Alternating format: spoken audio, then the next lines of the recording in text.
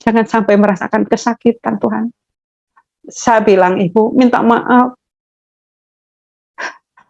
Nur masuk Kristen saat ini. Di situ saya tanpa suami sendirian, saya ke sana dengan anak kecil. Saya itu nggak punya uang sama sekali.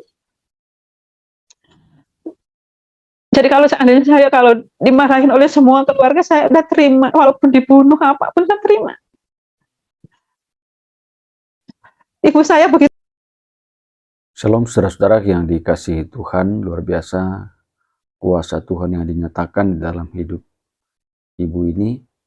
Ya, dia seorang muslimah, dia rajin ngaji, melakukan ajaran agamanya, tetapi kita percaya bahwa kalau dia boleh tinggalkan agama lamanya menjadi pengikut Kristus, itu karena Tuhan sendiri yang memanggil, Tuhan sendiri yang menetapkan beliau, dan akhirnya dia dibaptis bersama-sama dengan anak-anaknya dan menjadi pengikut Kristus. Untuk lebih lengkapnya kesaksiannya, saudara-saudara, kita saksikan bersama berikut ini. Pertama-tama ya Pak ya, saya latar belakangnya dari Muslim. Mama saya sama bapak saya orang Muslim yang khusus banget, orang yang taat banget. Saya 5 saudara perempuan semua, saya anak keempat. Dan di situ saya dari kecil ngaji ya. Dengan ngaji itu saya diharuskan kalau di Tasik itu setiap hari kalau enggak itu dipukulin kaki itu sama apa sapu atau kadang apa gitu. Itu sampai berat gitu lah ya. Nah, itu saya bertanya sama diri saya waktu itu, ini kenapa ya saya diharuskan ngaji gini tapi saya tidak tahu artinya dari semua ini gitu ya. Nah, saya udah kelas 2 SD. Saya nggak mau ngaji Pak di musyola. Saya kepingin diajarin sama bapak. Ternyata bapak saya ini orangnya lebih keras dari Pak Kiai. Habis itu saya diajarin ngaji. Gak hafal gitu, saya harus hafalan gini, ini berapa ayat. Saya tengah malam digusur saya sama bapak. Dimandiin, saya di pancuran saat itu. Dimandiin pancuran, saya nangis menjerit, kenapa kok sampai seperti ini. Padahal ini saya anaknya gitu. Setiap saya mau nanyain ini apa artinya ini, nggak ada yang bisa jawab termasuk orang tua saya. Habis itu saya paling tidak di 5 keluarga saya paling nakal memang ya. Nakal saya tuh ya nakal anak-anak biasa gitu. Habis itu saya tahun berapa waktu gunung meletus, bapak saya lari ke kota Malang untuk bekerja gitu. Yang kakak 3 itu yang udah besar-besar dibawa semua. Saya yang ditinggalkan gitu loh. Saya ditinggal dengan kakak saya nomor 1 yang sudah nikah. Nah, habis itu saya ditukerkan gitu sama anaknya lakinya itu, sama anak kakak saya itu. Di situ saya ikut dengan kakak saya. Pindah ke kakak saya kakak ipar saya seorang mantri saat itu. Saya disimpan di satu kampung, di situ saya dipesantrenkan. Di situ dia ternyata lebih ketat ya. Saya bisa ngaji, bisa semuanya di situ, para gundul, semuanya saya bisa di situ. Karena harus gitu ya, di sana harus bisa gitu. Lah, pada waktu itu puasa saya gak kuat. Karena perih gitu, saya enggak makan tuh perih banget gitu ya, waktu saya gak kuat sakit. Terus nggak boleh itu, sama kiainya juga dipukul. Saya harus, Tuhan kenapa kok harus seperti gini saya. Terus akhirnya saya patahkan puasa sampai saya dewasa. Setelah saya udah dewasa, udah bisa ngaji semuanya, yaitu saya diajak teman gitu ya, diajak kemana-mana, ke dukun kemana gitu ya. Nah, di situ saya melihat kok aneh-aneh ya, ada yang ke dukun, ada yang ke sini. Saya cuma hanya ngantar saat itu. Nah, harus bawa kambing hitam, diambil darahnya atau apa. Habis itu udah selesai mengaji saya dari SD sampai kelas 6 itu saya dipasang susuk, saya itu disimpan di sini. Saya nggak tahu tujuannya susuk buat apa. Katanya pokoknya nanti udah besar ada susuk gitu. Nah, itu saya di umur berapa ya, mau ke SMA diambil bapak dari Malang. Nur, kamu sekolah di Malang? Oke, saya ke Malang. Ya, di Malang. Saya kan maklum dari desa masuk ke suatu tempat lebih modern gitu. Dulu di desa banget, terus sekarang modern gitu. Malang termasuk bagus gitu. Itu menurut saya waktu itu. Nah di situ saya melihat keragaman sama sekali, ini ada agama Islam, Hindu, Kristen. Padahal waktu itu saya belajar di suatu pesantren atau apa-apa itu seperti dibutakan sama sekali. Kalau nanya pun tidak boleh, nanti murtad begini. Setelah saya masuk ke kota Malang, ternyata terbuka. Pikiran saya terbuka sekali. Nah di situ saya punya teman saya ini rata-rata kok aneh. Teman saya ini rata-rata orang non Muslim, orang Hindu, orang Islam itu kayaknya 1-2 gitu ya. Ibu Nur, sebentar, sebentar. Ibu Nur, boleh mic-nya dipegang begini, Bu. Diambil di sini, ditaruh di bawah mulut begini. Yang sebelah kanan, sebelah kanan, sebelah kanan, sebelah kanan dilepas, sebelah kanan, Bu. Kanan dilepas. Ya. Nah, pegang mic-nya, Bu. Itu yang warna putih, yang di bawah. Coba Ibu lihat. Nah, Ini yang ya, putih. Nah, betul. Dikasih dekat ke mulut. Ya, Ibu Ya, bergeser ke kiri. Bisa, Bu, bergeser ke kiri sedikit. Ibu geser ke kiri, matanya ke kamera. Baik, Ibu. Silakan, Ibu. Ya. Nah, setelah dari situ saya merasa heran gitu ya. Lah kok ada gereja, ada di alun-alun di Kota Malang ada gereja, ada apa itu namanya masjid gitu, berjejeran di situ. Nah, saya dimasukin ke sekolah Islam. Sekolah Islam ini yang bagus nilai saya sekolah Islam karena saya dasarnya dari itu. Tapi hati saya setiap kalau lewat di alun-alun saya melihat gereja itu apa ya? Gitu. Saya sama sekali gitu cuma iseng lihat gitu aja. Nah, tahun 90 saya menginjakan ke Kota Malang. Saya merasa ada keanehan gitu ya. Kok saya ini kayak Ya, apa? sebentar, Bu. Maaf. Hari ini Mic-nya yang di sebelah kanan yang Ibu pegang itu. Yang dari kabel, bukan yang itu. Coba lihat ya. Nah, itu yang besar, Bu, sebelah kanan. Coba Ibu lihat. Yang kabel. Nah, kabel kanan itu ada seperti yang bulat panjang itu, Bu, sebelah kanan. Nah, itu mic-nya. Itu mic-nya. Jadi itu yang didekatin ke mulut, yang di sebelah kanan dilepas saja supaya tidak mengganggu Ibu. halo. Ya, begitu. Udah. Terima kasih, Ibu. Bisa kembali ke tengah ya. Ya. Silakan. Ya. Nah, dari situ saya pikir ini di Malang ini macam-macam agama gitu. Saya mencoba punya teman orang non Muslim, orang Kristen tapi itu apa sih saya bilang gitu. Oh itu salib katanya gitu. Oh salib itu ya. Oh yang ya patung itu ya gitu. Nah malamnya itu satu mimpi ya. Malamnya mimpi itu kok alun-alun lagi itu gitu loh ya. Terus saya mikir gini. Di mimpi itu kok kepingin saya masuk ke situ ya gitu. Habis masuk ke situ dicegat sama nenek-nenek yang yang jaga. Mbak mau kemana kata gitu. Ini nek saya mau masuk ke situ apa ya isinya, nggak bisa katanya gitu. Loh, nggak bisa gimana? Loh itu harus ditukar pakai apa kata gitu. Lah kamu bawa apa itu di tangan kamu? Saya cuma pakai uangnya 500 yang gambarnya monyet itu. Wah itu bisa terbakar, kalau itu bisa hilang hangus kata gitu, jadi abu. Nah, terus gimana? Ya harus ditukar dong. Kalau kamu mau masuk ke situ, kamu berarti harus ditukar. Sama apa? Ya ini, saya lihat di kanan kiri nenek itu ada 2 keranjang gitu, koin kayak perak-perak gitu, emas kuning campur gitu. Nah kamu tukar, bolehlah coba nek, saya karena kepingin tahu, saya ditukar, dikasih beberapa dikasih berapa kerawu atau apa nasi genggaman gitu ya. Nih kamu kasih lihat, terus kamu bisa masuk ke situ. Oh gitu ya. Begitu saya tuh kecil gitu sesemut, jadi saya lihat pintu gerbang itu besar sekali dan panjang. Terus saya masuk bawa koin, ternyata terbuka.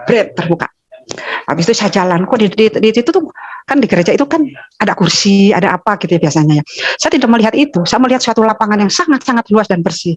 Di situ saya masuk ke dalam, di tengah-tengah, pas di tengah lapangan itu saya ada orang dari belakang, saya disuruh sujud, saya dipaksa begitu ya. Saya ini kepala saya tuh disuruh bertekuk gitu. Saya manut aja, setelah bertekuk, coba kamu lihat, angkat kepalamu, ada yang orangnya pakai baju hitam dan ada dasi kupu-kupu. Nah, saya lihat wajahnya itu yang membungkukkan saya itu sekilas. Nah, habis itu saya melihat ke depan. Saya melihat di situ ada mimbar sangat tak bisa diomongin ya, sangat mewah. Terus di situ saya melihat orang berdiri tegak, tapi tidak kelihatan kakinya karena di situ tuh pakai jubahnya sangat panjang. Saya tuh sesembut, sedangkan itu yang pakai baju itu saya nggak tahu kalau itu Yesus. Itu waduh, tinggi Pak, tinggi sekali ya. Saya kalau lihat itu sampai begini, saking kecilnya saya itu. Habis itu saya tanya, sampai bersinar itu apa itu bersilau gitu ke saya itu gitu. Saya nggak bisa melihat itu, saya melihat mukanya itu, aduh, nggak bisa disebutkan. Rambutnya panjang, berikal, terus bersih, penuh sinar. Saya nggak bisa, saking silonya saya nggak bisa menangkap gitu. Cuma tanya, siapa engkau? Terus dia langsung ngasihkan tangannya ke saya, ke bawah lapangan itu, kamu naik kok ke sini. Di situ saya melihat apa itu, bolong gitu itu, kok bolong gitu di pikiran saya. Habis itu saya diangkat, naik kamu di sini kan. Nah, saya disuruh naik di setengah-tengah jari ini. Habis itu saya dicelentikan ke atas. Setelah dicelentikan ke atas, saya otomatis kan ke langit gitu ya. Habis itu saya jatuh ke bawah. Saya terbangun. Nah, dari situ, Tuhan, saya kok mimpi aneh ini, Tuhan, ada apa ini? Saya bilang gitu. Paling ini mimpi jelek, saya bilang gitu. Saya tahayul lah kayak gitu. Habis itu saya udah nggak pernah mau ngomong-ngomong ke siapa. Yang hanya saya tahu, saya takut gitu. Mau ngomong ke bapak, saya takut.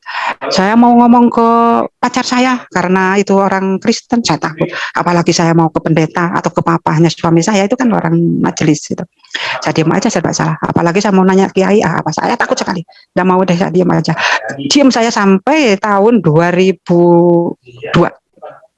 2002 lah saya kenalan dengan suami saya sekarang ini gitu. Habis kenalan saya tahu aslinya dia itu orang Kristen, saya kira itu orang Arab gitu. Saya kenal begitu udah setahun kenal, lah kok dia ke rumah. Habis ke rumah itu dia ngucap selamat hari raya ya. Saya kaget itu, saya kira itu orang Arab gitu.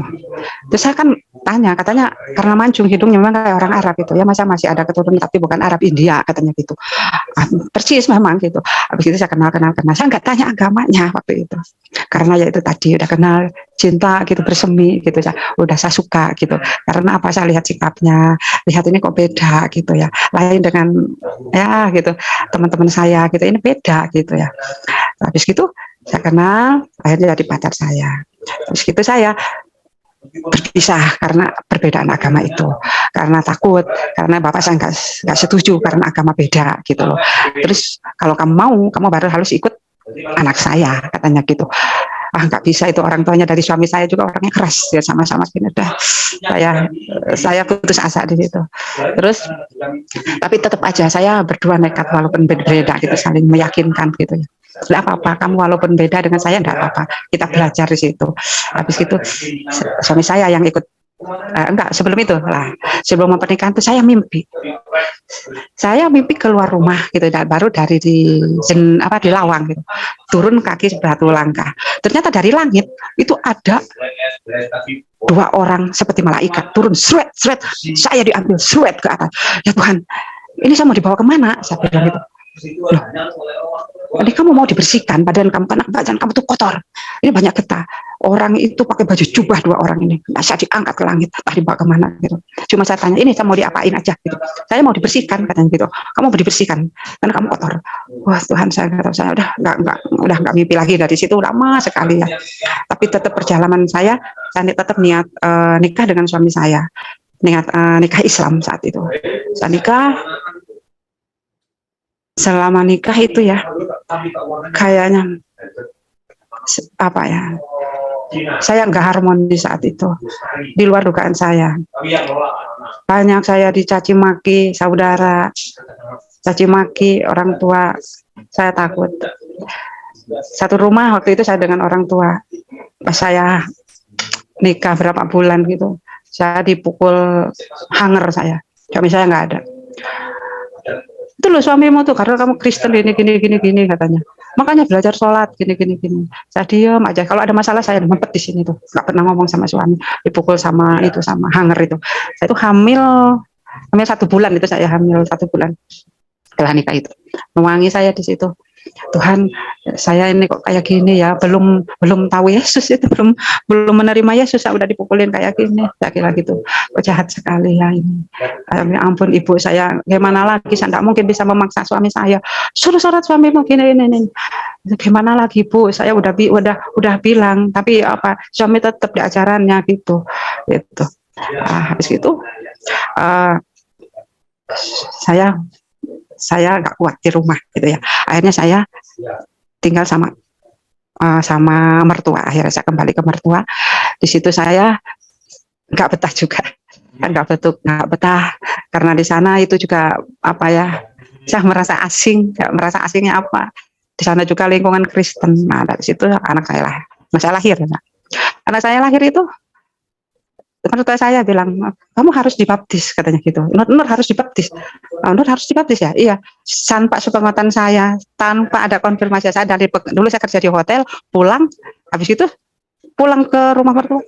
Saya dibaptis, habis itu dinikahkan. Nah, saya itu bingung, saya nggak ngerti kok tiba-tiba dinikahkan. Dinikahkan itu kan harus ada orang tua. Mana dari orang tua saya? Ternyata ada wakilnya. Saya sedih Tuhan, saya sampai tangan itu terentangkan gitu ya dibaptis sama disumpah.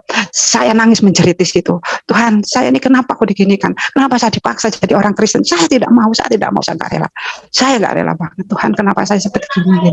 Saya tidak rela kayak dinikahkan seperti ini macam Kristen. Saya tidak mau, Tuhan. Kenapa saya bilang gitu?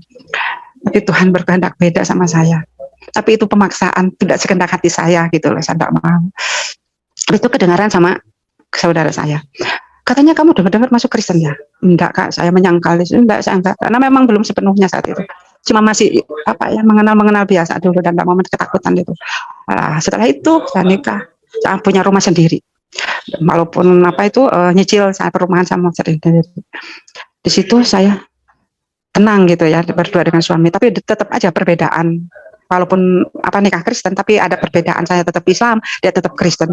Artinya apa? Saya ini membodohi Tuhan. Saya mempermainkan agama. Saya ini dosa di situ.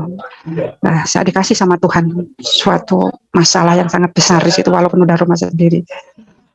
Saya bertengkar biasa karena agama, karena ekonomi, karena orang tua, karena perih sekali di situ. Saya pernah sampai menjerit gitu ya, karena ekonomi itu terutama gitu ya. Tapi saya tidak pernah, walaupun kekurangan, tidak pernah mengeluh sama suami. Pas saya kekurangan, enggak, saya selalu diam, dikasih, saya diterima. Tidak ya berarti ya nggak ada rezeki, saya harus bisa sendiri. Dari saat di situ ya banyak perselisihan, pertengkaran, terus kepedihan banyak di situ. Saya kuat. Saya duduk di kursi, saya udah lelah Tuhan, saya udah lelah ini ya. Anak saya udah mulai besar. Duduk gitu, saya lihat channel TV di situ. Di situ ada lagu-lagu rohani, lagu-lagu orang barat. Saya nggak ngerti artinya, tapi ada yang menerjemahkannya. Saya enak didengarnya walaupun nggak ngerti. Kok ini artinya ya, ada yang orang-orang barat. Saya tidak tahu itu. Aduh lupa saya namanya. Habis itu saya dengar lah. Suka gitu. Akhirnya kok saya ingin ya bahwa anak saya itu ikut ukumene gitu. Ada tetangga saya orang Kristen. Terus saya bawa di situ. Saya ikut nyanyi-nyanyi tanpa pengetahuan suami saya sama anak saya itu yang belum mengerti. Terus saya mikir, loh kok berdoanya gitu ya, kok saya nggak cocok, nggak enak gitu. Tapi itu nggak enak lagunya atau gimana ya nggak ngerasapin gitu. Akhirnya saya nggak ikut lagi. Habis itu. Tapi kok ada kerinduan di situ gitu loh. Tapi saya ingin ke situ tuh males karena apa? Suami nggak pernah ke gereja. Kalau memangnya dia Islam, maksud saya itu ya ikut aja gitu ya, sembahyang tak ajarin sama saya, doa-doa. Nggak pernah mau ke gereja pun, nggak pernah mau, dan juga nggak mau mengajari saya gitu loh. Saya apa? Saya kemana nih bawa hidup saya? Saya berjanji sama Tuhan gitu. Tuhan, ini saya mau dibawa kemana? Ini rumah tangga saya mau dibawa kemana? Saya ini kok saya nggak damai rasanya hidupku ini Tuhan. Di situ di hati saya gini, nah Tuhan, kalau memang ini bukan jodoh saya, nanti saya kalau anak saya udah besar, saya akan meninggalkannya. Karena saya capek, saya bilang gitu. Tapi Tuhan Yesus ini begitu baik. Tuhan menguatkan saya, jangan gitu ya. Pas saya di saat tidur, lihat suami saya dengan anak saya mau kabur. Saya nggak jadi. Karena apa? Apa sih yang salah dari suami saya? Tidak ada. Mungkin karena belum klik kita rumah tangga, apalagi dengan perbedaannya di situ. Tuhan, harus bagaimana nih saya tidak mungkin meninggalkan anak sama suami saya. Saya kembali lagi nggak jadi kabur itu tengah malam itu. Saya diam aja sendiri di situ. Nah, pada waktu itu berlanjutlah beberapa tahun lagi. Saya ingin merubah hidup saya. Saya ikut mempelajari itu loh, bikin sulaman. Saya bikin sulaman di suatu orang yang bercadar, orang Islam kayak banget, terkenal bikin sulaman bagus. Saya ditawarin sama teman, kamu enggak, itu lo mau ikut sulaman gini nih, mau? Nah, saya belajar nyulam sama belajar melukis. Tuhan tolong saya ini, apa bisa ya? Ternyata saya bisa menyulam dan bisa melukis. Tapi kalau ini menyulam dan melukis itu harus ngaji dulu. Kamu harus ngaji dulu ya Yasin. Nah, saya bisa Yasin di luar kepala. Habis gitu, udah habis ngaji Yasin, baru bekerja. Habis bekerja dibayar, satu hari dapat 3.000 rupiah. Saya dapat 3.000 rupiah. Tidak apa-apa karena saya dapat ilmunya. Dari situ saya memikir, saya harus bisa bagaimana ya untuk usaha sendiri. Habis itu saya bisa usaha mandiri. Baru saya mendirikan dari situ. Nah, orang cadar itu tahu ya bahwa saya ini orang Kristen. Besoknya satu dipecat. Nggak boleh mengerjakan kamu kerudung. Nggak boleh kamu mengerjakan apa itu namanya sulaman atau payatan, tidak boleh. Haram bagi aku, haram kamu itu. Karena aku tahu kamu ini bukan orang Islam. Karena suami kamu ini orang Kristen ternyata. Tuhan, saya sakit sekali. Oh ternyata begini ya kalau jadi seandainya jadi orang Kristen saya gitu. Akhirnya saya kembali pulang, nangis saya sama-sama. Tapi saya betul belajar. Door to door ke orang-orang Muslim yang punya itu saya sulam hingga saya jadi terkenal waktu itu untuk usaha di Kota Malang. Nah, tahun berikutnya saya hamil anak kedua lah, itu anak kedua. Saya mengenal Tuhan Yesus. Nah,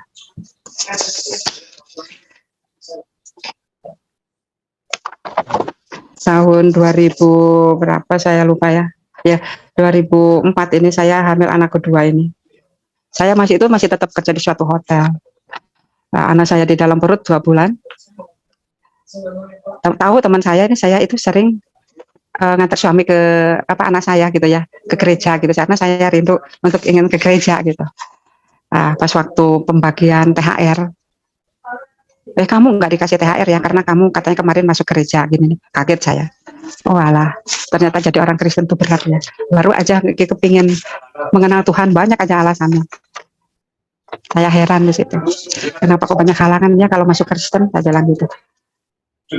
Ya memang kalau ikut Tuhan Yesus itu sulit ya, ternyata gini berat gitu.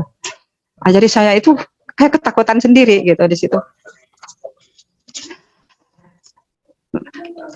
Dari situ saya mengenal Tuhan Yesus itu tahun 2019. 2019 ini saya lihat channel Christian Prince sama Bambang Pamungkas ya, kalau nggak salah. Bambang Nursena. Bambang Nursena, maaf, sama Bambang Nursena. Saya lihat di situ, saya lihat di Alkitab. Benarkah ini kayak gini? Iya, oh iya benar yang dipelajari ini dulu saya begini-gini, nggak boleh begini, nggak boleh. Nah, kenapa ya saya lihat? Ya Tuhan, saya makin tertarik, apalagi saya lihat Christian Prince juga, walaupun pakai bahasa Inggris yang ini. Debat-debat saya lihat, oh ya benar ya gini. Saya buka Al-Quran, saya buka hadis gini, saya buka juga saya.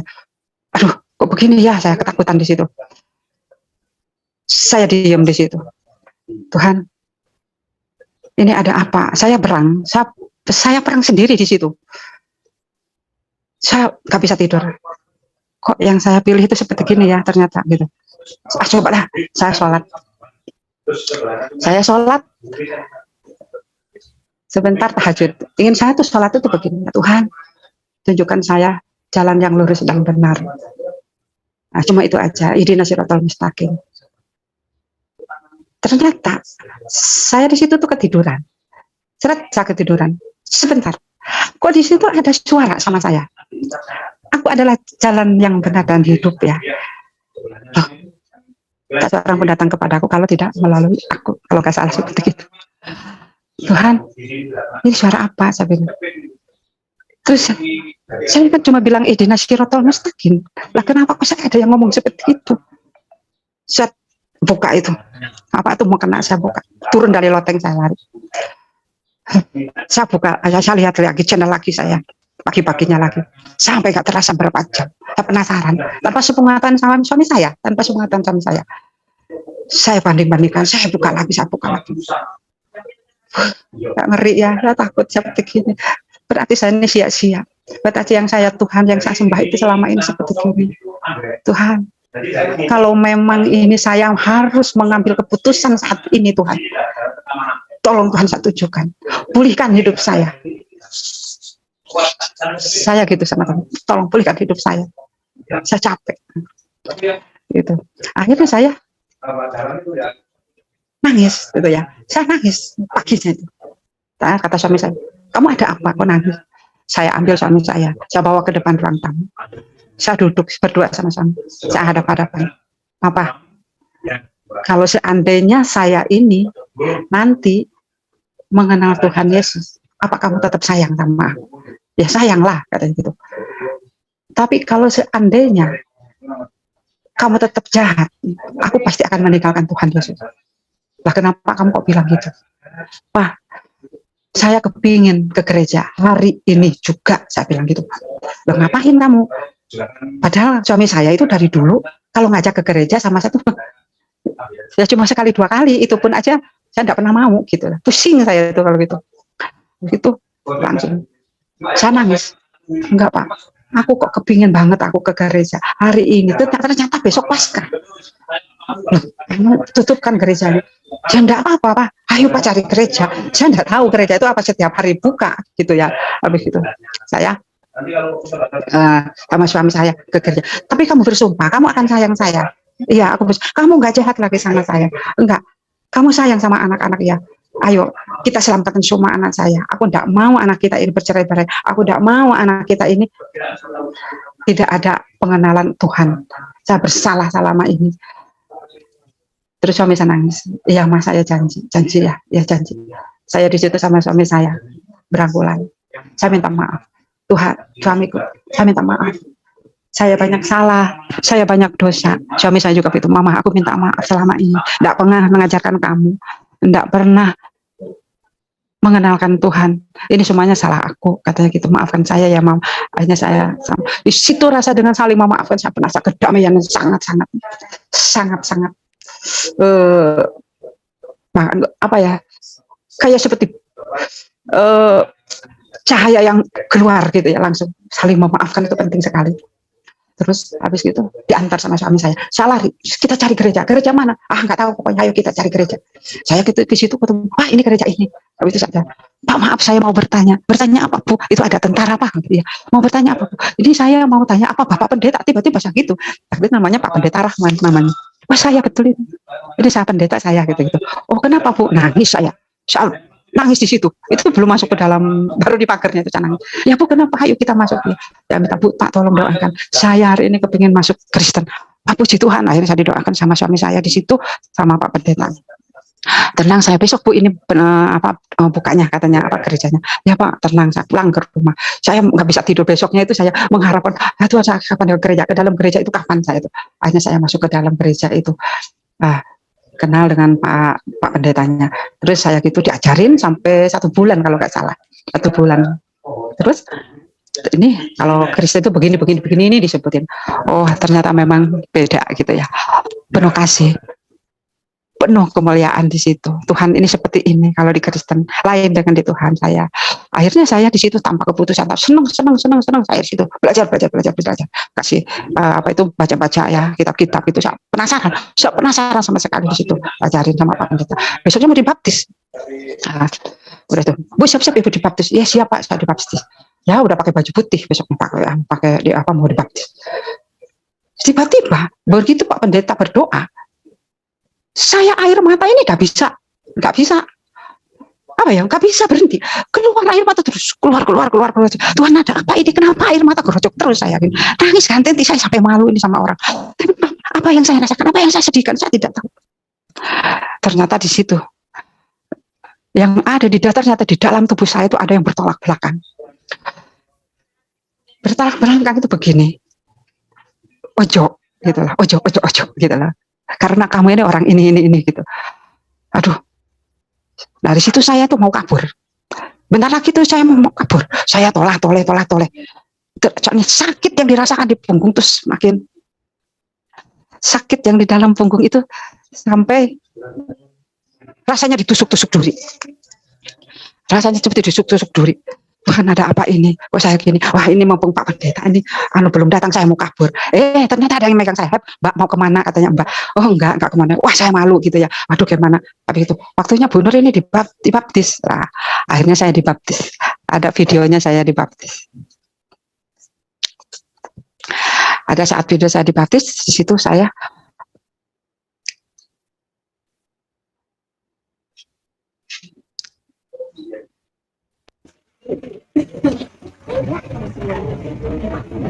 Saya membaptis Ibu Nurjana di dalam nama Allah Bapa, di dalam nama Yesus Kristus, di dalam nama kuasa Roh Kudus. Amin.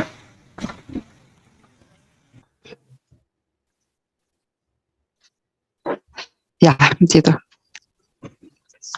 Ya, lanjut Bu, silakan. Ya. Dan kedua anak saya pun saya selamatkan juga di situ karena saya tidak mau nanti berdosa juga. Jadi saya harus menyelamatkan semuanya di dalam rumah ini. Anak saya pun dibaptis.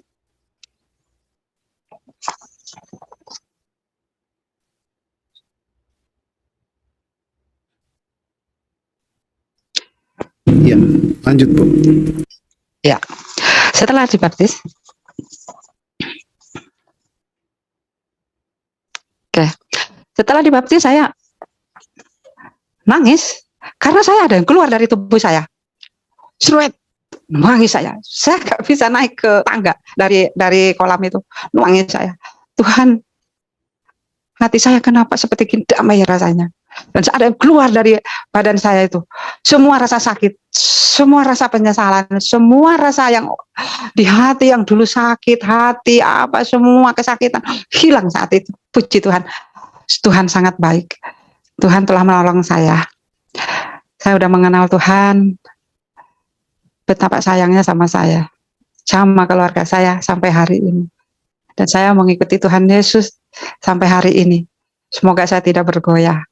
Dan saya tidak mengenal Tuhan lain selain Tuhan Yesus Kristus.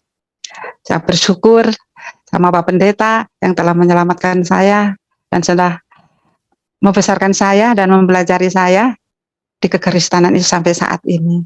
Saya mengucapkan terima kasih juga gitu. Dan itulah sampai saat ini kesaksian saya di kekristenan ini. Saya kembalikan ke Bapak Franky, Ya, silahkan mungkin Bapak. ada yang Ibu mau tambahkan dengan orang tua mungkin? Ada yang Ibu mau saksikan juga atau? Kenapa Bapak? Ada juga dengan orang tua yang Ibu mau saksikan? Saya tadi mendengar, silakan. Oh iya, lah. Waktu itu ibu saya mau sakaratul maut. Saya masih di Malang. Ibu di Tasik. Yakin. Ibumu apa sakit? Oh, ibu sakit ya. Karena ibu nggak mau tinggal sama saya karena saya tahu Kristen gitu katanya, bau-bau Kristen lah gitu. Terus kakak saya bilang, kamu pulang mau ke sini, ibu ini mau meninggal kayak gitu. Saya enggak pernah mau pulang ke kampung. Di sana bukannya saya merasa kedamaian, saya hanya ketakutan saja. Saya takutnya kenapa? Ya karena itu tadi saya udah mengenal Tuhan Yesus walaupun nggak 100% saat itu. Lah waktu ibu sakaratul maut, saya nunggu saya dari Malang, perjalanan di Malang. Tuhan tolong ibu saya jangan diambil. Saya ingin ketemu karena saya sudah sekitar 7 tahun nggak ketemu ibu. Saya ke sana, saya datang, ibu saya memang sakaratul maut. Di situ bilang kakak-kakakku, ini gara-gara kamu ini masuk Kristen, ibu sampai kayak gini. Ibu susah meninggalnya katanya gitu. Saya cuma hanya diam. Padahal ini dengan obat-obatan lagi ditabung semua di mulutnya sudah ada tabung gas apa gitu semuanya. Ibu udah bisa melihat seminggu, bisa makan 1 minggu. Apalagi untuk minum air. Lalu itu saya datang, saya bisikan di telinganya. Saya pegang tangannya. Ibu, saya datang. Ibu, saya datang 3 kali saya. Ibu, saya datang. Di situ saya berdoa. Di dalam hati saya berdoa sama Tuhan Yesus.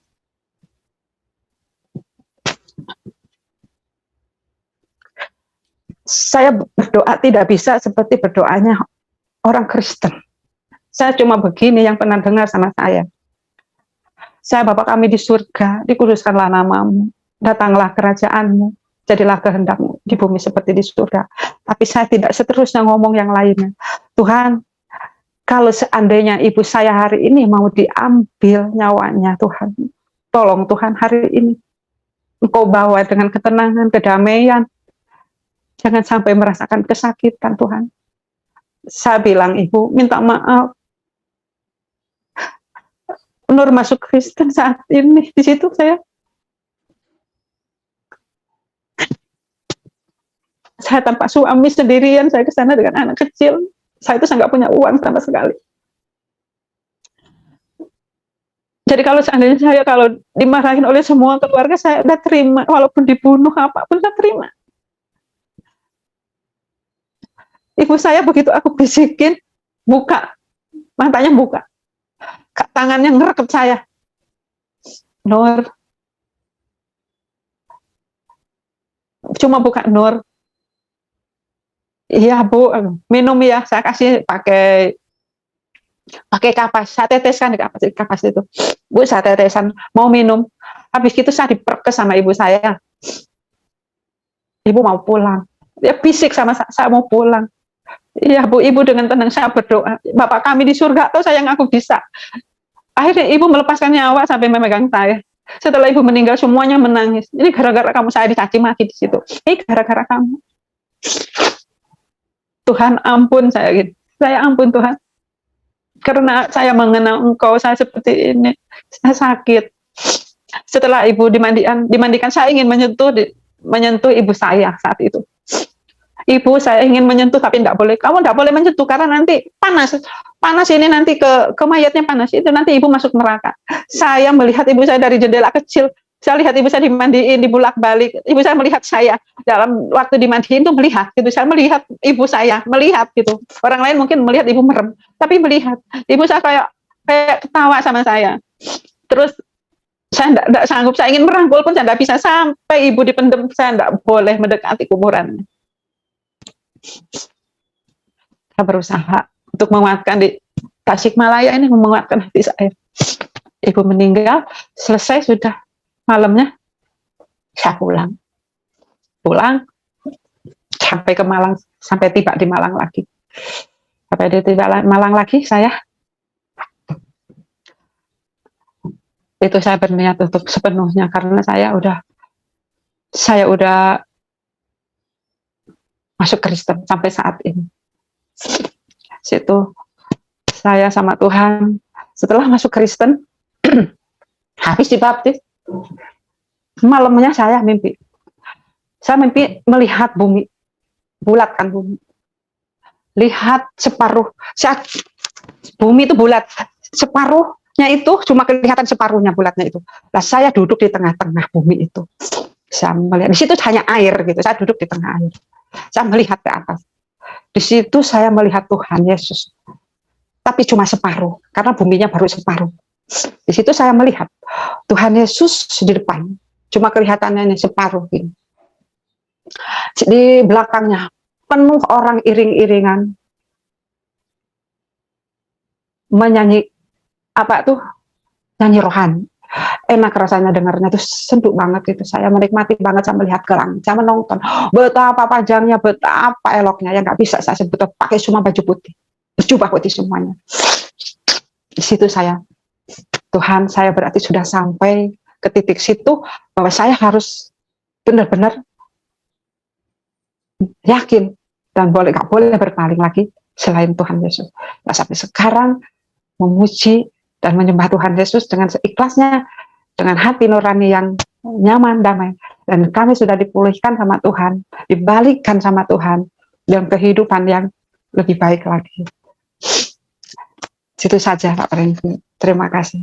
Baik, terima kasih Ibu Nur, kesaksian yang luar biasa, dahsyat ya. Saya agak merinding mendengar ketika Ibu melihat bumi itu terbelah dua, yang satu sisi gelap, yang satu terang, dan di sana Ibu melihat Tuhan Yesus, dan begitu banyak orang berjubah putih berjalan menuju ke Tuhan Yesus. Wow, luar biasa ya. Kesaksian ini kesaksian yang dahsyat pada malam hari ini. Ada tadi yang bertanya di kolom komentar, yang malaikat bagaimana Bu? Nah, mungkin kelewat, maksud saya yang komentar mungkin siapa, saya lupa tadi namanya.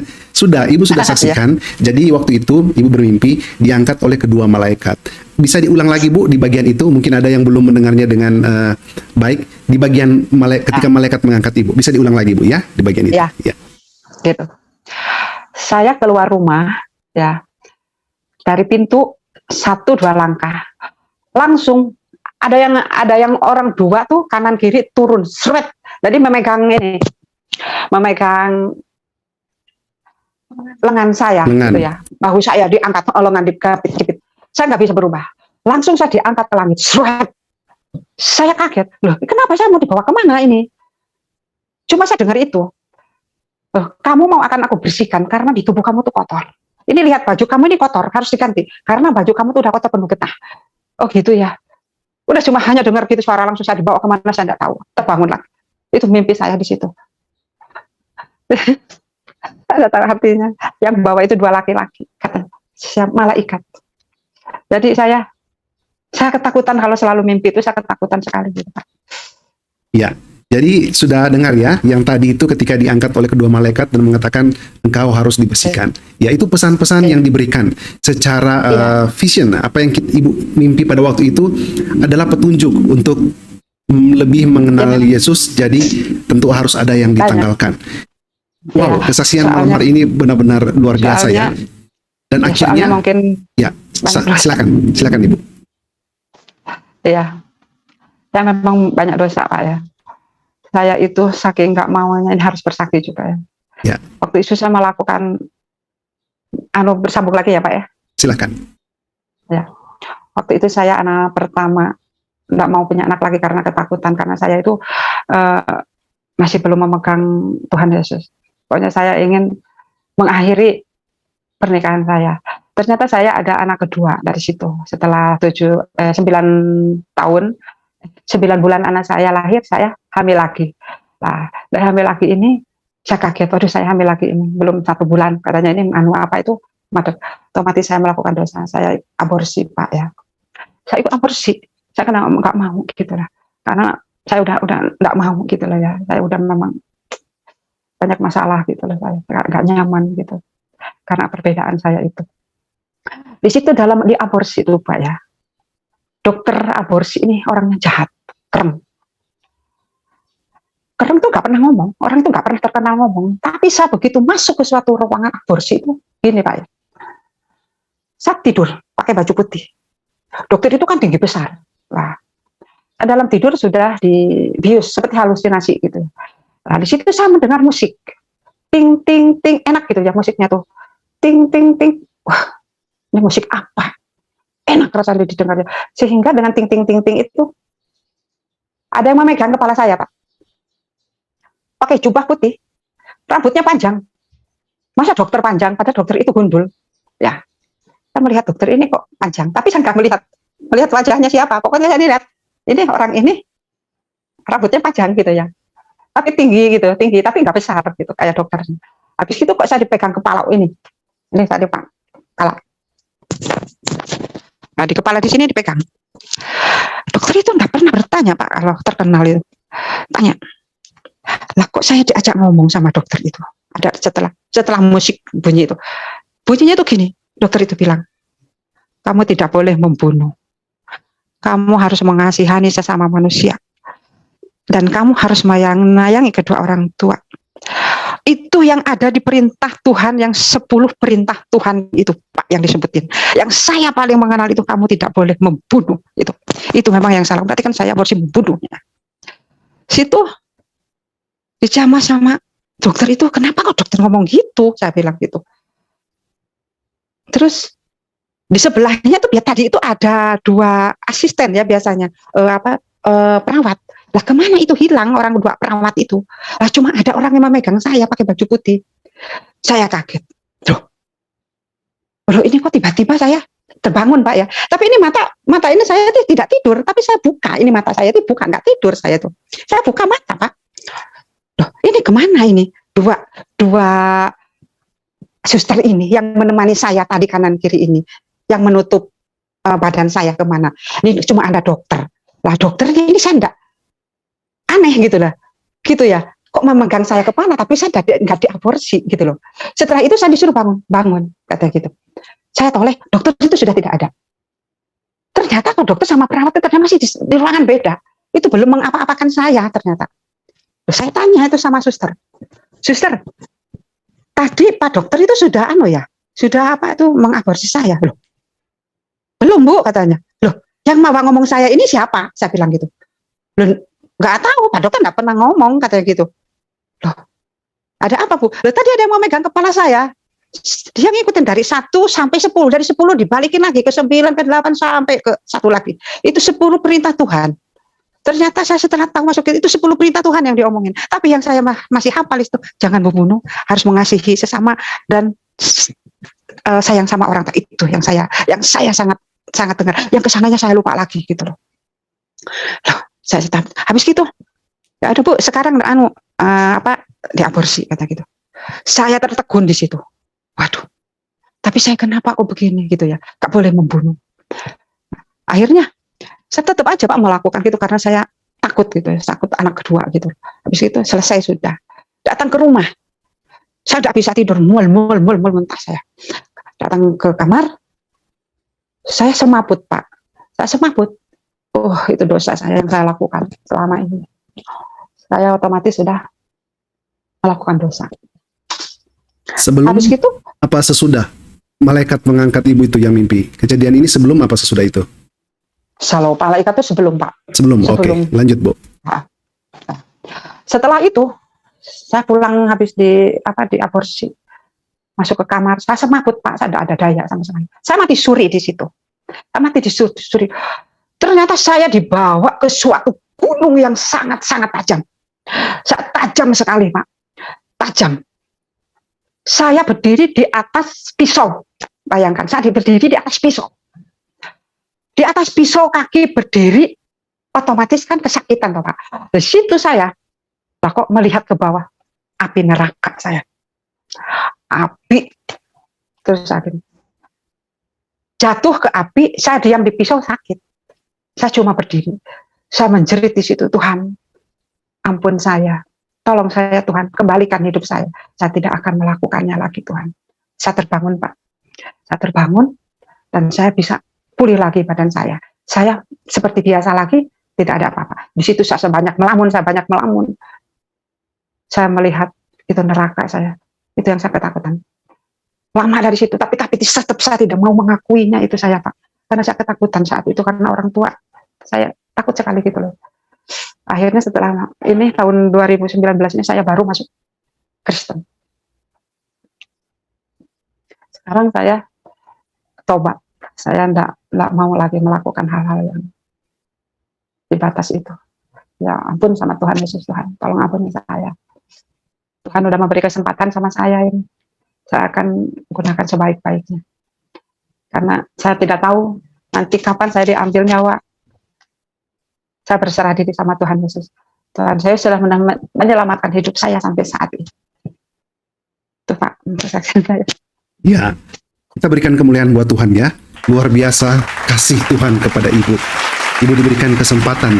Jadi kejadian yang Ibu alami atau yang Ibu lakukan tersebut, sebelum Ibu mendapat mimpi diangkat oleh malaikat, berarti sebelum Ibu bertobat ya, yang lalu. Karena setelah 2019 Ibu benar-benar bertobat, mengikuti Tuhan Yesus, dibaptis. Sekarang Ibu luar biasa mau hidup lebih dekat dan benar-benar hidup ya melayani untuk Tuhan. Saya belajar banyak dari kesaksian Ibu.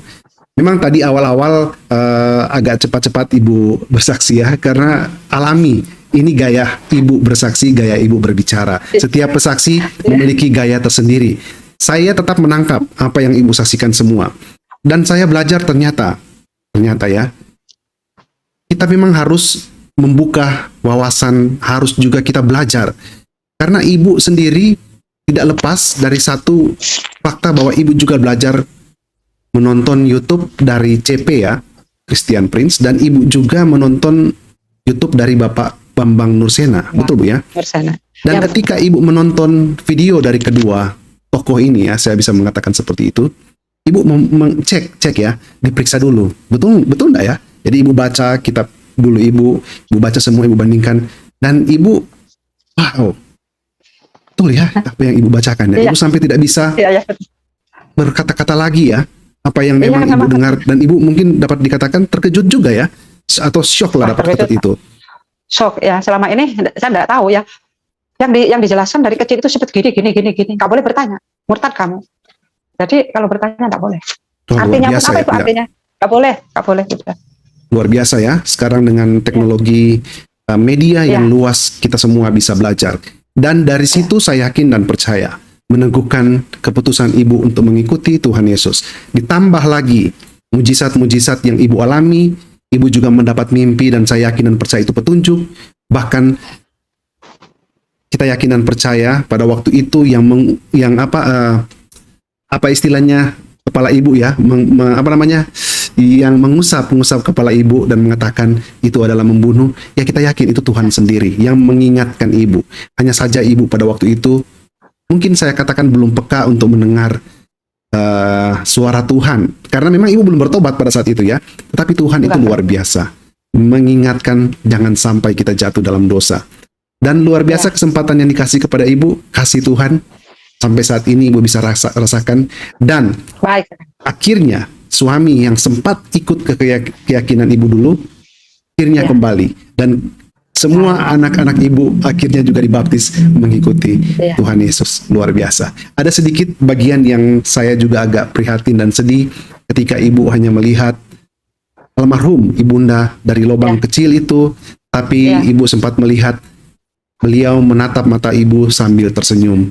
Ya, kita merasakan juga betapa sakit yang ibu rasakan ya. Tetapi ibu bisa melalui itu, dan tanpa ibu juga menyalahkan Tuhan, tanpa ibu juga menyerah, tetapi ibu malah sekarang menyaksikan kebaikan Tuhan dan semakin semangat di dalam mengikuti Tuhan Yesus ya.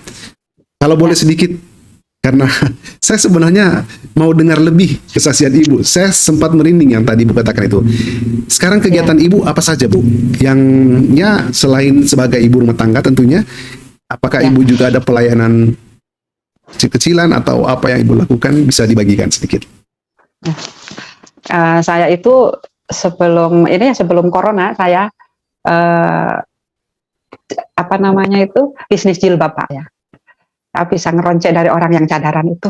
Habis gitu saya punya anak buah. Saya pelajarin semua orang-orang di daerah-daerah sehingga saya bisa istilahnya apa ya? Jadi juragannya gitu loh Pak ya. Lah, banyak anak buah saya di mana-mana sehingga saya bisa mendapatkan rumah. Bisa punya rumah, bisa nyekolahkan anak dari situ. Lah, saya punya satu bos. Dari satu bos ini, karena tahu saya orang non-muslim, ya nggak masalah orang Arab itu. Tapi saya harus pakai kerudung. Kalau ke sana harus pakai kerudung. Saya kan nggak bisa kayak gitu, karena saya udah menganut Tuhan Yesus. Saya tinggalkan itu. Akhirnya saya sekarang dikasih rezeki sama Tuhan dan bisnis kecil-kecilan sampai saat ini. Ada. Amin.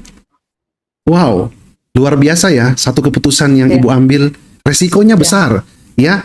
Besar. Iya, ibu mengambil keputusan daripada saya dipaksa untuk melakukan sesuatu yang ibu yakini itu bisa melukai hati Tuhan, karena memang ibu sudah benar mengikuti Tuhan dan ibu tidak merasakan damai sejahtera, maka ibu mengambil keputusan untuk lebih baik saya berhenti dan berserah kepada Tuhan, dan Tuhan memberikan usaha kepada ibu, meskipun yang ibu katakan kecil-kecilan, tetapi berkatnya luar biasa. Sampai saat ini ibu juga merasa nyaman. Puji Tuhan ibu ya, luar biasa. Jalan Tuhan ada saja. Iya, dalam Tuhan selalu kita pasti disediakan. Baik, kita bergeser ke teman-teman di Zoom sedikit ya. Mungkin barangkali mereka ingin berbagi dengan kita pada malam hari ini. Shalom, selamat malam. Sahabat-sahabat di Zoom, bisa hidupkan mic dan kameranya jika ingin berbagi pada malam hari ini. Langsung saja, supaya kita bisa menghemat waktu ya. Silakan. Ada mungkin yang saya terlupakan bertanya, teman-teman mau bertanya, silakan, ini saatnya.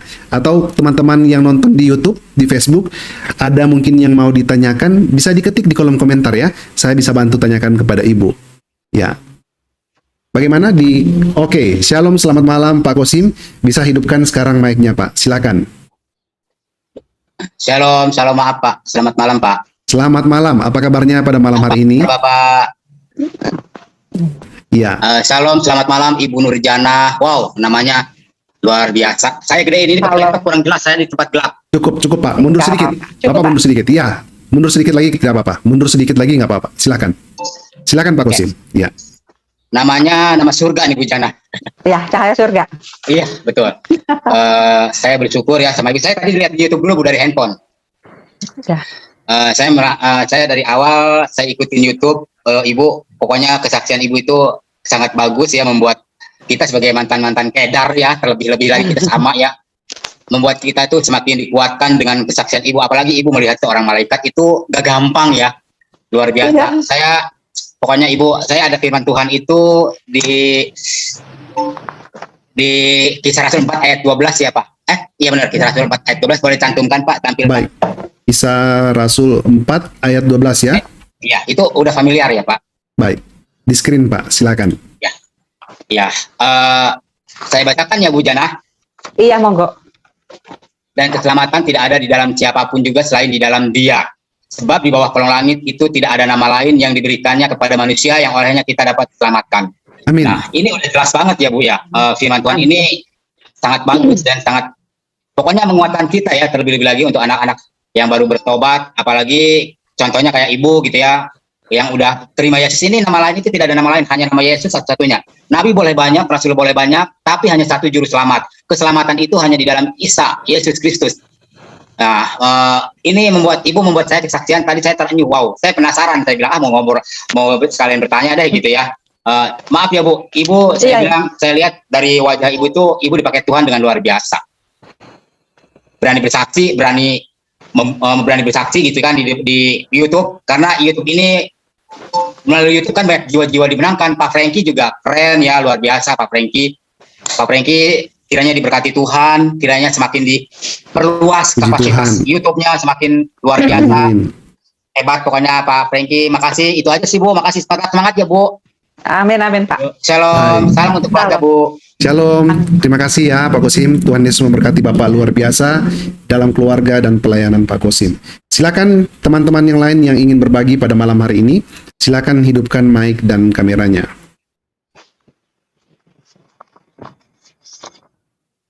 Masih ada lagi yang ingin berbagi, silakan.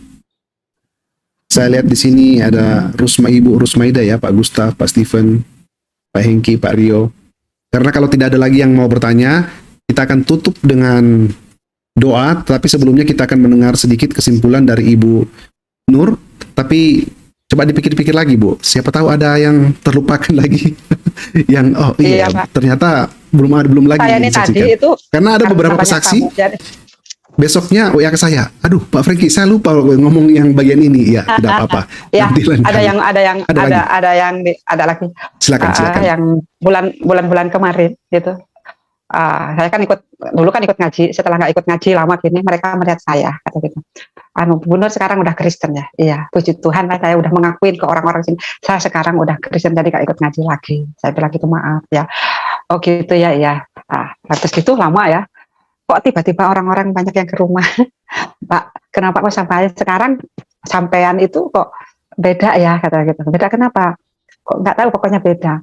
Terus aku Mbak ada masalah kata gini, bisa nggak doain? Terus ini bukan pendeta, saya bilang gitu. Apa mau didoain? Mau. Ternyata bukan orang satu, banyak pada datang ke rumah. Teman-teman, siapa, saudara, monggo. Habis itu saya belajar sebisa-bisa berdoa, tapi saya mau manggil Pak Pendeta, Pak tolong doain ini orang-orang ke rumah. Jadi Pak Pendeta aja yang suruh ke rumah, kan saya nggak bisa berdoa. Iya. Saya bingung, harus berdoa bagaimana? Saya sendiri butuh didoain ini, saya bilang gitu. Iya. Saya sampai banyak menolak ini, saya tuh kenapa kok datang ke rumah, Bu? Itu gitu. Wow, puji Aduh, Tuhan ya. Tuhan, Ternyata Iya. Ibu juga bisa menjadi berkat bagi orang lain dan mereka yang belum mengenal kasih Kristus. Jika mereka datang Ada mau yang sudah didoakan, menerima, ada yang sudah menerima. ada yang sudah beberapa menerima. orang. Wah, Sudah luar biasa. Kalau begitu Ibu yang mau didoakan saja Bu. Tuhan tidak mendengar kata-kata yang indah Bu. Yang penting Ibu doakan dari hati Ibu. Apa ya? Bukankah Ibu juga berdoa pada waktu itu dengan doa yang biasa-biasa saja, ya? Iya. Tapi ya biasanya dari saya pakai hati Mazmur. Ibu ya. Iya. Apa yang menjadi Iya, saya biasanya pergumulan? membaca itu, Iya. Pak. Iya. Yang di Mazmur ayat 126 ayat 4 itu biasanya saya. Tuhan, Iya. pulihkanlah keadaan kami ya Tuhan, seperti memulihkan batang air kering di tanah Negeb.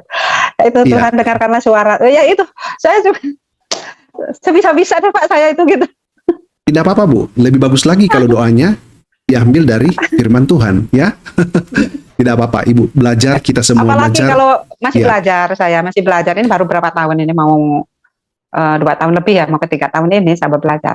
Jadi kalau berdoa itu sampai merem itu mata itu saya sampai hilang semua, jadi saya tidak bisa gitu. Tapi sekarang sudah mulai bisa. Betul itu. Jadi maaf saya ini Pak ya, kadang ini tadi tuh mau ngomong karena banyak tamu. Jadi saya konsentrasi sampai aduh.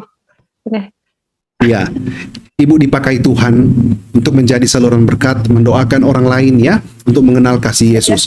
Dari apa yang Ibu katakan, Ibu bukan seorang pendeta, Ibu biasa-biasa saja, tetapi Ibu sudah membawa jiwa, sudah ada yang mengikuti Tuhan Yesus ya. Jadi itu merupakan talenta Ibu.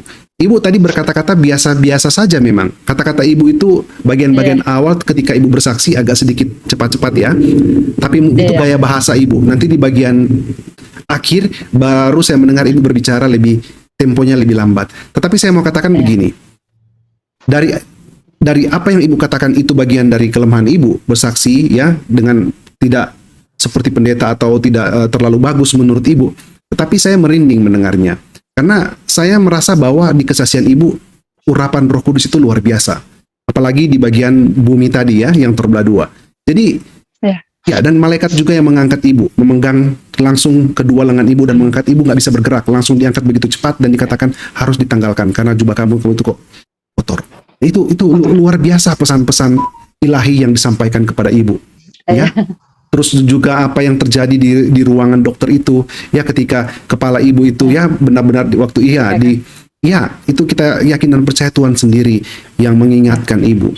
Dan memang semuanya ada dalam firman Tuhan ya, apa yang dikatakan, dan buktinya adalah tidak usah jauh-jauh. Orang di sekitar Ibu, di tetangga Ibu yang mengatakan bahwa Ibu kok berubah ya. Ibu berubah gitu ya. Kok beda ya, tidak seperti dulu. Dan mereka datang mau didoakan. Nah, coba saya bertanya, kalau mereka tidak melihat perubahan itu yang dari Tuhan, yang perubahan itu yang bisa membawa berkat, untuk apa mereka datang minta didoakan? Justru karena mereka melihat, mereka merasakan, walaupun belum mereka mengaku, tetapi kuasa Tuhan itu dahsyat, bisa membawa mereka untuk pergi ke tempat yang benar untuk didoakan. Selanjutnya, otoritas Tuhan. Kapan mereka mau diselamatkan, kita melakukan bagian saja untuk mendoakan mereka. Luar biasa Ibu Nur, kesaksian pada malam hari ini ya, sangat-sangat memberkati. Ibu, sebelum kita tutup dengan doa, saya berikan kesempatan singkat saja kepada Ibu untuk menyampaikan yang menjadi kerinduan Ibu. Mungkin Ibu ada kerinduan yang Ibu mau sampaikan kepada sahabat-sahabat pada malam hari ini, ya sesuai dengan apa yang Ibu saksikan, agar supaya mereka juga memiliki keselamatan yang sama seperti yang Ibu alami. Apa yang menjadi beban untuk Ibu sampaikan? Silakan Ibu. Iya, saya berpesan sama teman-teman atau yang sudah mengenal Tuhan Yesus, tidak salah lagi kita jangan tinggalkan Tuhan Yesus, karena Tuhan Yesus itu baik dan Tuhan Yesus ini benar-benar hidup. Jadi intinya tuh gini, kalau kita tahu Kristus itu harta yang sesungguhnya, kita pasti akan melepaskan harta imitasi kita untuk memperolehnya. Jadi jangan sia-siakan kesempatan ini, bahwa Tuhan Yesus ini benar-benar Tuhan yang kita sembah, benar-benar Tuhan yang nyata. Sungguh ajaib bagi hidup saya, karena saya yakin dan percaya. Jangan sekali-sekali menduakan Tuhan. Kalau Anda menduakan Tuhan, ada hukumannya yang dirasakan oleh kita. Itu pasti. Itu yang saya rasakan selama ini. Jadi Anda sudah mempunyai iman yang kuat dan kokoh, tetaplah di dalam Tuhan Yesus. Jangan sia-siakan. Baik. Itu Pak Parik. Terima kasih Ibu ya atas pesan-pesannya yang luar biasa kepada teman-teman di luar sana. Saya baru juga membaca di kolom komentar mereka mengatakan begini. Ibu, bukan kata-katanya Bu kalau Ibu ingin mendoakan, tetapi hati. Terus juga ada mereka menguatkan Ibu doakan saja walaupun hanya doa Bapa kami. Betul Bu, saya juga setuju dengan mereka. Jadi maksudnya adalah jangan membiarkan mereka yang mau minta didoakan. Baik, Ibu juga memanggil Pak Pendeta untuk membantu Ibu berdoa bersama-sama, itu baik, tidak apa-apa. Tetapi kalau mungkin Pak Pendetanya berhalangan, jangan sampai mereka juga tidak didoakan. Bukankah kita punya Tuhan ya yang selalu menemani Ibu ya? Kapan saja orang bisa berhalangan untuk menemani Ibu melaksanakan tugas pelayanan Ibu, tapi Tuhan tidak pernah berhalangan. Ibu tetap berdoa kepada Tuhan, Roh Kudus yang akan menuntun Ibu untuk mendoakan mereka, dan Ibu akan melihat hasil-hasil yang luar biasa, buah-buah yang manis yang bisa dipersembahkan kepada Bapa di sorga. Baik Ibu Nur, kita akan tutup ada lagi sebentar. Ada di kolom komentar ini, ya, sebentar. Kolom komentar ini masuk, saya juga harus membaca pelan-pelan. Ah, Ya. Ibu Nur, berdoa itu nggak usah takut ya. Apa yang di hati saja disampaikan dengan rendah hati. Ini dari Ibu Nur Saidah Saragi. Puji Tuhan. Baru Ya. siapa lagi ini yang mau memberikan pesan-pesan kepada Ibu Nur? Ya, boleh ya, tulis di kolom komentar apa yang mau diberikan pesan kepada Ibu Nur supaya kita saling menguatkan. Absolutely true. Iya. Tuhan Yesus itu harta abadi. Amin. Dari Pak James. Dari Ibu Shena Paul, banyak jalan menuju ke Roma, tapi hanya satu jalan kepada keselamatan, yaitu melalui Yesus. Amin. Siapa lagi ya? Saya bacakan ya. Berdoa dengan iman kepada Tuhan Yesus, kuasa Tuhan dinyatakan. Amin. Pak Kristiono. Terus dari MDCHT, saya tidak tahu DCHT ini apa. Ibu sudah jujur, sudah bilang nggak bisa doa, ya gitu ya. Ya, memang ibu bersaksi dengan kejujuran, ketulusan ibu, tetapi Tuhan Roh Kudus lebih besar. Justru dari kelemahan kita dikuatkan oleh Tuhan. Dari Pak Dwi Prihantara Adi Nugroho mengatakan begini, Tuhan menilai dari hati, bukan indahnya kata-kata. Yes, that's right. Terus dari siapa lagi ya, saya bacakan ya. Dari Bapak Bambang Rebang, iman Kristen Bu Nur adalah cahaya di lingkungannya. Yes, betul. Terus dari Ibu Ida Margarita Anabanu ya, berkomentar seperti ini. Bu Nur, doakan saja mereka yang meminta untuk didoakan, walaupun pakai doa Bapa kami. Ya, amin. Haleluya. Lihat Bu, mereka mendukung Ibu luar biasa karena mereka merasa diberkati dengan kesaksian Ibu. Apalagi ya? Coba saya scroll down. Ada lagi? Ya, doakan saja dengan senang hati orang yang minta didoakan. Ya, oke. Dari tetap jaga keintiman itu yang lebih penting. Maksudnya ini dengan hubungan dengan Tuhan ya. Kalau buat saya Bu Nur, semua akan diberikan. Dari Pak Rizky Ahmad. Wah, Pak Rizky Ahmad ya. Percaya kepada Tuhan Yesus. Amin, luar biasa. Dari Pak atau Ibu Yasius Enggelu, doa orang benar apabila dengan yakin didoakan, luar biasa besar kuasanya. Amin, amin. Ya, terus dia dari Arponis Apondo mengatakan begini. Sebentar, kuat sekali ya. Iman bertambah, Tuhan pasti senang. Haleluya. Dari via Dolorosa, Ibu buka Alkitab dan berdoa Bapa kami. Itu sudah baik. Ya. Siapa lagi? Sama seperti tadi ya komennya. Ada lagi? Oke. Dengan demikian kita akan tutup sesi kesaksian pada malam hari ini. Dan saya akan tutup dengan doa. Ibu, saya ajak mari kita berdoa bersama-sama Bu ya. Untuk menutup program kesaksian pada malam hari ini. Terima kasih Tuhan Yesus, pada malam hari ini kami benar-benar diberkati luar biasa dahsyat. Kami mendengar kesaksian dari Ibu Nur, kesaksian yang membuat kami terkagum-kagum dengan kebesaran kuasa dari Tuhan. Betapa besar kasih, kemurahan yang Tuhan berikan, bukan hanya kepada Ibu Nur, tetapi kepada kita semua. Malam hari ini kita belajar untuk peka mendengar suara Tuhan, agar kita terhindar dari perbuatan-perbuatan dosa yang tidak menyenangkan hati Tuhan. Kami pada malam hari ini ya Tuhan juga belajar ya Tuhan, kami harus punya komitmen, prinsip di dalam kehidupan kami mengikuti Tuhan Yesus. Kalau itu benar maka itu benar, kalau itu salah itu adalah kesalahan, dan berani mengambil keputusan untuk menolak hal-hal duniawi demi kerajaan surga. Kami juga ya Tuhan pada malam hari ini berdoa khusus buat Ibu Nur diberkati luar biasa di dalam pelayanan mendoakan orang-orang banyak. Biarlah Ibu Nur diurapi dengan Roh Kudus. Kata-katanya ya Tuhan adalah kata-kata yang berasal dari Roh Kudus sehingga doa itu bisa membawa jiwa-jiwa baru kepada Bapa di surga. Kami berdoa juga ya Tuhan ditambah-tambahkan berkat jasmani, berkat rohani kepada Ibu Nur, diberkati luar biasa seluruh keluarganya ya Tuhan. Apa yang menjadi kerinduan dari Ibu, Tuhan Yesus campur tangan agar supaya kemuliaan bagi Bapa saja. Kami juga berdoa kepada sahabat-sahabat mereka baik di Zoom, YouTube, dan di Facebook, diberkati luar biasa ya Tuhan. Biarlah juga ditambah-tambahkan berkat jasmani dan rohani. Ampuni Bapa dosa dan kesalahan kami ya Tuhan. Kami berdoa dan mengucap syukur pada malam hari ini dalam nama Tuhan Yesus Kristus, Juru Selamat kami yang hidup. Haleluya. Amin. Amin. Ya. Dan dengan demikian berakhirlah sudah ya.